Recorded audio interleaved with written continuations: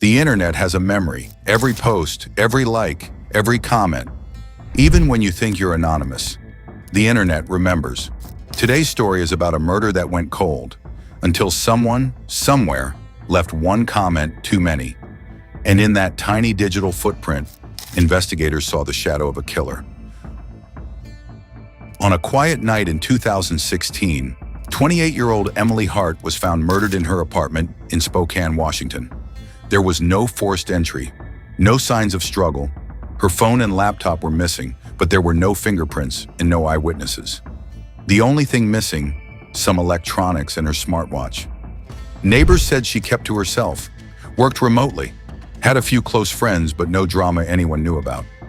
The autopsy revealed she had been suffocated, no defensive wounds, no signs of sexual assault.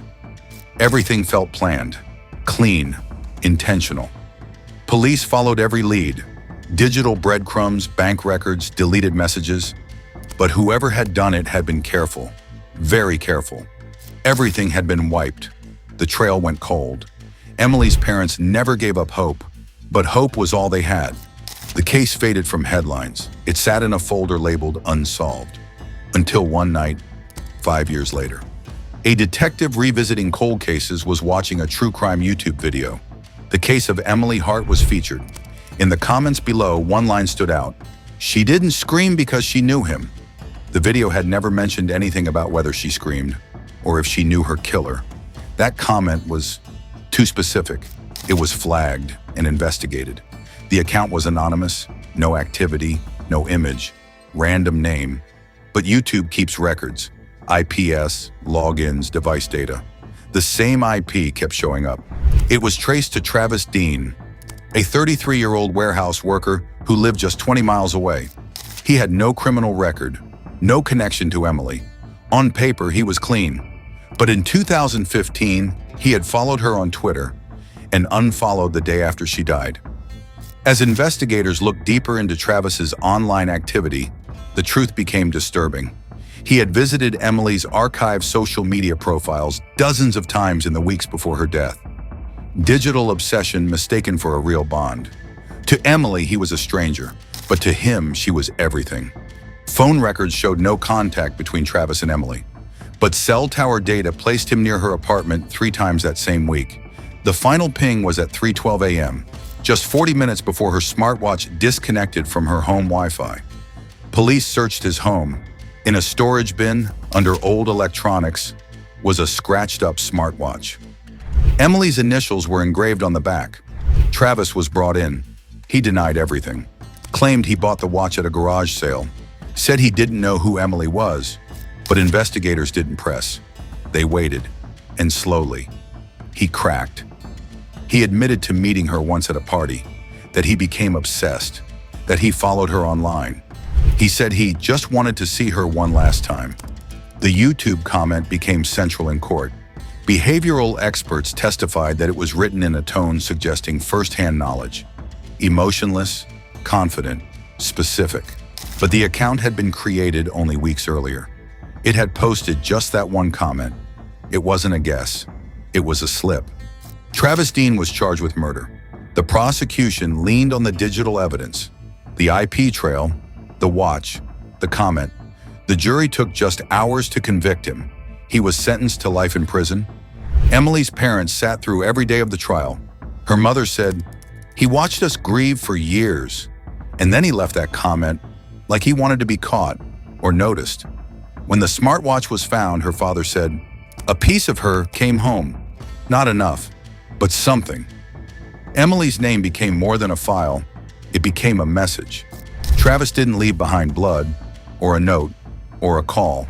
He left a sentence, and that was enough.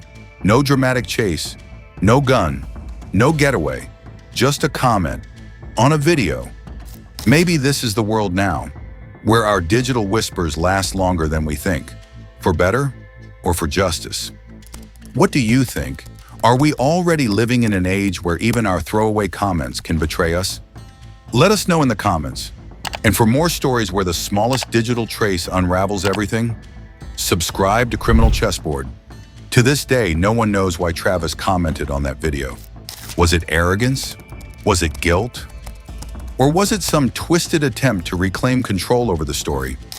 Experts believe many criminals revisit the scenes of their crimes, not just physically, but digitally. Travis had watched the video several times. The browser logs proved it, and eventually he couldn't help himself. He needed to leave his mark. Just one comment, one sentence. But that was enough. Emily's case is part of a growing trend in law enforcement.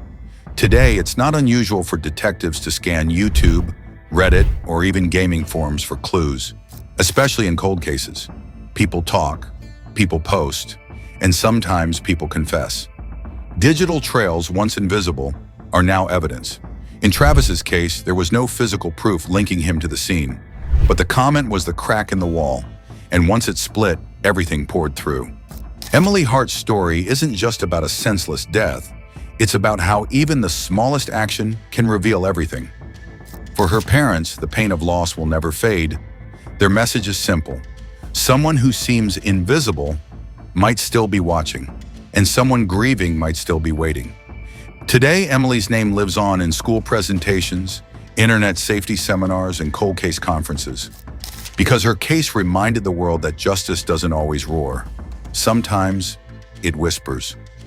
Once the smartwatch was found and the IP traced, everything was in motion, but the authorities still moved carefully. Travis Dean didn't look like a killer.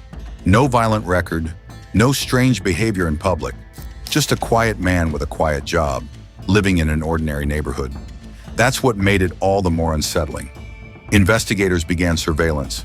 They watched his routines, monitored his devices, and secured more warrants to quietly pull backups of his old browser history, search activity, and message drafts.